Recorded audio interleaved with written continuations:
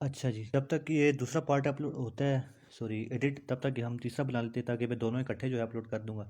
बात हो रही थी कि मैंने यहाँ पर एंट्री ली इस नेक लाइन के रीटेस्ट पर। अब मुझे पता लग गया था कि ये फेक आउट है। इसकी जैसे ही रीटेस्ट के बाद 15 मिनट की कैंडल यहाँ पर क्लोज हुई, मैंने एंट्री ले ली। और स्टॉप लॉस मैंने आपको बताया कि मैंने इस कैंडल के नीचे क्यों रखा था, ये वाली जो ग्रीन है, क्योंकि इसने जो है बड़ी स्ट्रांगली ब्रेक किया था इसको। और अगर प्राइस इस ब्रेक करके इस कैंडल के नीचे चली जाती है ना, तो इट मीन्स कि प्राइस नीचे जाएगी। सो दैट्स वाई मैंने अपना स्टॉप लॉस यहाँ पर रखा। और टीपी मैंने रखा, ये मैंने लाइन अभी ड्रॉ की है यहाँ पर। यहाँ पर ही मैंने क्यों रखा, क्योंकि मुझे पता था कि एक रेजिस्टेंस के ऊपर है, बहुत से लोग यहाँ से भी सेल करने की कोशिश करेंगे। और बहुत लोगों के स्टॉप लॉसेस इससे ऊपर होंगे, इससे यहाँ से ऊपर होंगे। क्यों यहाँ से इससे ऊपर होंगे, कि अगर हम जाकर देखें 1 आवर में,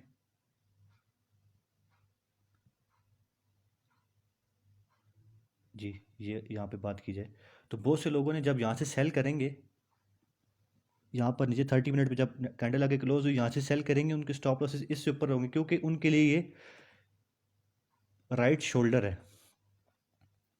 समझ लगी, ये देखें, ये बहुत से लोगों के यहाँ पर होंगे, और जिन्होंने लोअर टाइम फ्रेम पर रखे होंगे, और कुछ लोग यहाँ से रखेंगे, यहाँ पर या इससे ऊपर।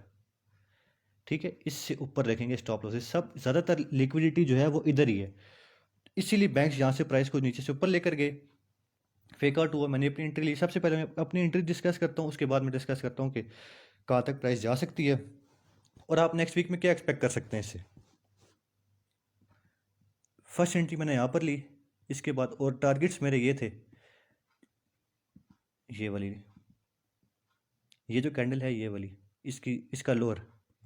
अब ये मैं अगर इस तरह एक्सप्लेन करूँ तो बहुत ज़्यादा लंबी वीडियो हो जाएगी, बट ये आपको बता दो कि मेरा टारगेट ये था, ये वाली इसकी, हाँ जी यहाँ पर थोड़ा सा ऊपर कर लें बस, ठीक है। और पहली ट्रेड मैंने यहाँ पर लगाई। अब मैं वेट में था कि मुझे सेकंड चांस मिले। मैं और लोअर टाइम फ्रेम पर गया, 5 मिनट पर। अब आप सोचेंगे कि यार ये क्या कर रहे गोल्ड पर इतने लोअर टाइम फ्रेम पर। यस, मैं जो है वो करता हूँ। करेंसी पेयर्स पर अक्सर मेरी एंट्रीज 1 मिनट पर होती हैं, वो मैं फिर कभी एक्सप्लेन करूँगा कि क्यों, कैसे होती हैं। अच्छा, जब यहाँ पर मैंने देखा 5 मिनट पर कि जो है प्राइस ऊपर गई है यहाँ से, ठीक है, यहाँ से मैंने एक एंट्री ली थी ना, आपको मैंने बताया कि जब वो रीटेस्ट हुआ, और जब प्राइस ऊपर गई, यहाँ पर 5 मिनट में मुझे एक और ऑर्डर ब्लॉक मिल गया, ये जो क्रिएट हुआ है, ये आप देख सकते हैं 5 मिनट पर एग्जैक्ट यही। जब वापस प्राइस आई इस ऑर्डर ब्लॉक को रीटेस्ट करने, तो ये जो रेड कैंडल छोटी सी नज़र आ रही है जिसमें मैंने ऑर्डर ब्लॉक क्रिएट किया है, ये वाली, इसके 50% पे मैंने एंट्री ली। और स्टॉप लॉस इस वाली नीचे जो नेक लाइन थी यहाँ पर मैंने लिखा, आपको मैं शो करता हूँ कि किधर, यहाँ से मैंने एंट्री ली, और स्टॉप लॉस यहाँ पर था, यहाँ पर। और वो ही मेरा जो था टारगेट दोबारा था। अब मुझे पता था कि गोल्ड ने जो है ऊपर जाना है लिक्विडिटी ग्रैब करने, जितने भी स्टॉप लॉसेज हैं उनको ट्रिगर करने के लिए। दैट्स वाई मैं यहाँ से मल्टीपल एंट्रीज ले रहा था, लेकिन कन्फर्मेशन के बाद। ऐसे नहीं है कि आपको पता आप ढेर सारी एंट्रीज ले लो, कन्फर्मेशन के बाद साथ में मैं अपने स्टॉप लॉस लगा रहा था। क्योंकि अगर चलो ये दोनों एंट्रीज भी आगे स्टॉप लॉस हिट होती, तो क्या मेरे अकाउंट का, अगर मैंने 1% रिस्क किया तो 2% स्टॉप लॉस हो गया था, लॉस हो गया था मुझे। कोई बड़ी बात नहीं है, बट यहाँ से जो लोग बगैर स्टॉप लॉस के बड़ी बड़ी लॉस लगाएंगे, हो सकता है यहाँ पर प्रॉफिट कर ले, लेकिन बाद में उनका अकाउंट वॉश हो जाए, जैसा होता है। सो देखें आप, यहाँ पर दूसरी मेरी एंट्री यहाँ पर थी, और एग्जैक्ट इसकी 50% में मैंने एंट्री ली। यहाँ पर, सॉरी, यहाँ पर थी एंट्री 50% पे।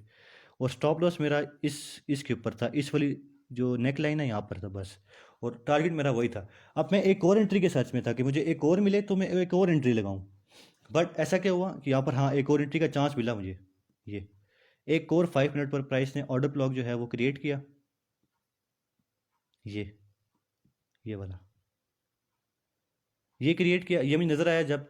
तो मैंने कहा चलो अब इसके जो है इसके टेस्ट का वेट करते हैं। जब प्राइस आई, तो इसका पूरा 50% प्राइस ने जो है ना वो नहीं किया टेस्ट, तो इसलिए मेरी एंट्री यहाँ पर मिस होगी। और आप देखें जब दोबारा प्राइस आई, तो उसने जो है वो इसको यहाँ पर पूरी कैंडल को जो है इससे भी नीचे चलेगी प्राइस, क्योंकि यहाँ से पहले ऑर्डर जो हैं वो लेके जा चुकी थी प्राइस। ठीक है, तो मैंने यहाँ पर एंट्री जब मिस कर दी, तो यहाँ पर दोबारा नहीं ली, क्योंकि मुझे नज़र आ रहा था कि यहाँ से प्राइस ऑर्डर्स ले चुकी है, मैक्सिमम ऑर्डर्स ले चुकी है, तो दोबारा पॉसिबल है कि अगर यहाँ 50% में मैं लूँ, अगर मैं लेता भी, लेट सपोज मैंने एंट्री ले ली इसकी 50% पर, तो ज़्यादा से ज़्यादा क्या था, मेरा एक स्टॉप लॉस हिट होता, लेकिन 2 ट्रेड्स मेरी प्रॉफिट में थी। ये फ़ायदा होता है आपको कि जब आपकी ट्रेड्स कुछ प्रॉफिट में चल रही हैं तो एक अगर लॉस हो भी जाए कोई बात नहीं। तो फाइनली क्या हुआ, मेरे जो 2 टारगेट्स है वो दोनों डन हो गए। अब आई नो, और मुझे पता है कि यहाँ से प्राइस ऊपर जाएगी दोबारा।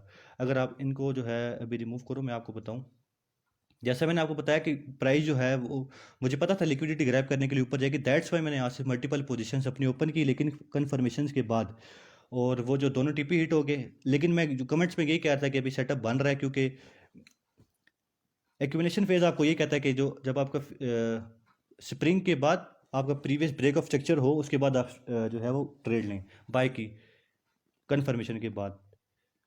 अच्छा, इनको सबको अगर सबको रिमूव करें, सो एक और चीज़ मैं आपको बताऊं कि मैंने जो है उनको क्यों बोला था भाई को कि आप वेट करें सेल का 1875 पर। अब देखिए प्राइस यहाँ पे मल्टीपल टाइम आई, ये ये और ये यहाँ पर 2 दफ़ा रिजेक्शन दे चुकी थी प्राइस। अब बहुत से लोग सिर्फ इस कैंडल के बाद जो है वो सेल करेंगे। यहाँ पर पीछे आपकी जो है सप्लाई जोन भी है, आपकी रेजिस्टेंस भी है, ऐसे मैं बात नहीं कर रहा। ये देखें यहाँ पर सप्लाई जोन भी है, रेजिस्टेंस भी है। तो जब इसके बाद जो है काफ़ी सारे लोग जो हैं यहाँ से इसको सेल करने की कोशिश करेंगे। प्राइस थोड़ा सा नीचे आई, वापस ऊपर, जिसने क्लोज कर दिया वो बहुत अच्छा रहेगा स्कैल्पिंग करके, जिसने स्टॉप लॉस अपना ब्रेक इवन किया वो भी बेहतर रहेगा, क्योंकि वो ब्रेक इवन बाहर हुआ और प्राइस ऊपर जाके जिन्होंने यहाँ से ऊपर स्टॉप लॉस रखे थे उनके स्टॉप लॉस हिट, फिर प्राइस ने वही किया और फिर हिट। मैंने उन बाई को यूँ इसलिए बोला था कि वेट करें, क्योंकि मैं यहाँ पे इसको अगर आप देखें ना तो ये डिस्ट्रीब्यूशन फेज़ है। आप इसको 30 मिनट में जाके कर सकते हैं। अब मैं एक्सप्लेन नहीं करूँगा डिस्ट्रीब्यूशन होता क्या है, ठीक है। तो ये डिस्ट्रीब्यूशन फेज़ है। मैंने उन भाई को वेट किया, कहा कि वेट करें, क्योंकि ये मैं वेट करता अप थ्रस्ट का। जैसे मैं आपको यहाँ बताया कि स्प्रिंग का वेट कर रहा था, यहाँ पे मैं वेट करता अप थ्रस्ट का। दैट्स वाई उनको मैंने बोला, और प्राइस एग्जैक्ट 1875 को टच करके उसके बाद नीचे चली गई। अच्छा, ये तो मैंने आपको बताया कि मैंने जो एंट्री ली थी, और मैंने उन भाई को जो बोला था आप वेट करें। अब आप यहाँ पे बात आती है कि मैं आपको बताऊँ नेक्स्ट वीक आप गोल्ड से क्या एक्सपेक्ट कर सकते हैं। चलें अब उस चीज़ पर जाते हैं।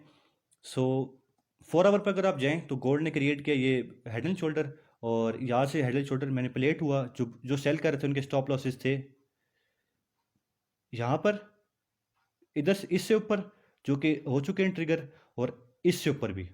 सो गोल्ड तब तक सेल नहीं होगा जब तक कि वो मैक्सिमम जो है सेलर्स को आउट ना कर ले, लिक्विडिटी ग्रैब ना कर ले, तब तक जो है गोल्ड सेल होकर यहाँ पर नहीं जाएगा। इस पैटर्न को देखने के बाद लगता है, और जैसा कि मैंने आपको वीकली पर भी बताया था, नीचे ऑर्डर ब्लॉक है, और डेली पर भी ये जो है स्ट्रॉन्ग मूव पर गई है। तो जैसा कि आप में से कुछ लोग अगर जानते होंगे कि यहाँ पर जो है प्राइस ने जो है वापस आना है इस इम्बैलेंस को फिल करने। सो बहुत सारी चीज़ें बता रही है हमें, और सेंटिमेंट्स भी मार्केट के कह रहे हैं। मैं बिलीव नहीं करता इन चीज़ों पे, लेकिन कि गोल्ड जो है वो स्ट्रॉन्ग सेल होगा, सेल होगा, सेल होगा। यस, इट इज़ पॉसिबल कि गोल्ड जो है वो सेल हो, बट गोल्ड सबसे पहले लिक्विडिटी ग्रैब करेगा, मींस कि जो मैक्सिमम स्टॉप लॉस ऑर्डर्स हैं वो हिट करवाएगा, उसके बाद जो है वो नीचे आएगी मार्केट, ठीक है। सो अब मैं आपको बताता हूँ हम क्या एक्सपेक्ट कर सकते हैं। यहाँ पर हमने जो है देखा कि एक्यूमुलेशन फेज क्रिएट हुआ, ठीक है। जो जिसको इस चीज़ का पता होगा वो वेट करेगा कि मैं बाय करूं ना कि सेल करूं। सेलर जो है वो, मैंने आपको क्या बताया था कि जब मार्केट में मूव कर रहा हूं जिस डायरेक्शन में वो आपको बताती है, ठीक है। सो यहाँ से सेलर आउट हुए। अब इनके स्टॉप लॉसेज जो हैं वो कुछ के इधर से ऊपर थे, कुछ के यहाँ से ऊपर होंगे। मैंने आपको बताया, अगर इस टाइम फ्रेम में आप देखें यहाँ से ऊपर इधर। सो यहाँ वाले जो हैं वो आउट हो चुके हैं, यहाँ वालों की बारी है। और अगर गोल्ड ने सेल होना है तो आप वेट करें गोल्ड के यहाँ आने का, ठीक है। अब मैं आपको ये नहीं बताऊंगा कि मैं यहाँ पे क्या चीज़ जो है वो मेरी स्ट्रेटेजी क्या है, बट क्योंकि मैं बताऊं भी तो वो बहुत लंबी बात हो जाएगी, ठीक है। आप एक्सपेक्ट कर सकते हैं गोल्ड यहाँ पर या यहाँ पर आए, और उसके बाद जो है स्टॉप लॉस सारे हिट हों, उसके बाद जो है गोल्ड नीचे जाए। क्योंकि 30 मिनट पर आप जाएं उस पर, सॉरी मैं ज़रा देख लूँ। हाँ जी बिल्कुल, गोल्ड यहाँ पर आए और स्टॉप लॉस हिट करने के बाद यहाँ से जो है इस लेवल से गोल्ड नीचे जा सकता है अगर गोल्ड ने सेल होना है, ठीक है। बिल्कुल ऐसा ही है। और बाकी की बातें जो मैं अगली वीडियो में एक्सप्लेन करता हूँ आपको।